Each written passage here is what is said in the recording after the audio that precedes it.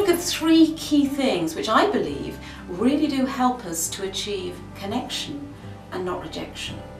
Because after all, when we stand up in front of an audience and speak, it's not just about giving out, which unfortunately that's what a lot of speakers will do. It's about getting through and really making sure that our audience listen to our message, are enlivened by our message, and most importantly, remember it. Now, one of the first and most important aspects of achieving that connection is likability. It's a very subjective response that our audience may have to us. Now, an example of that is something very, very simple, such as smiling at our audience. Now, when we talk about smiling, we're not talking about trivializing content. We're not talking about, okay, let's imagine we're talking about something really humorous. We may have a very, very serious point we want to make.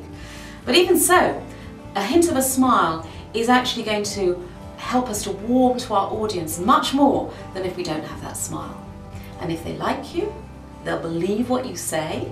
And if they believe what you say, they will trust you. We can help you to develop that likability, which is fundamental to our success when we're presenting. So what about the second thing?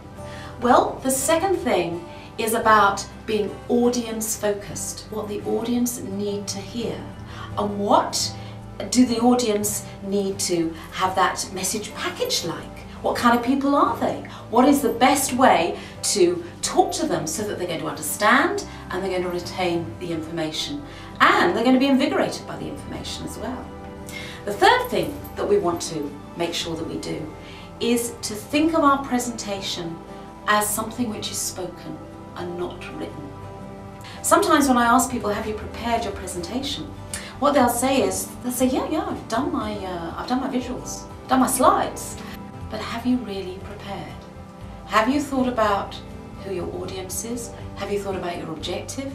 Have you thought about the material you want to include and what key messages you're going to pull out of that? Or are you just simply writing a written report? We have three entities in a presentation. We have what we use to help our audience to take on board the information in the form of a visual. We have something which we may give the audience, either a hard copy or a soft copy, which we give them at the end of the presentation, often referred to as a handout. And then the third thing we've got is what helps us keep on track, our speaker notes. So what device do we use to make sure that we know what's coming next? So if you'd like some more information on connection versus rejection, then please visit our website and download a PDF which will give you a lot more information about how to achieve that all-important connection.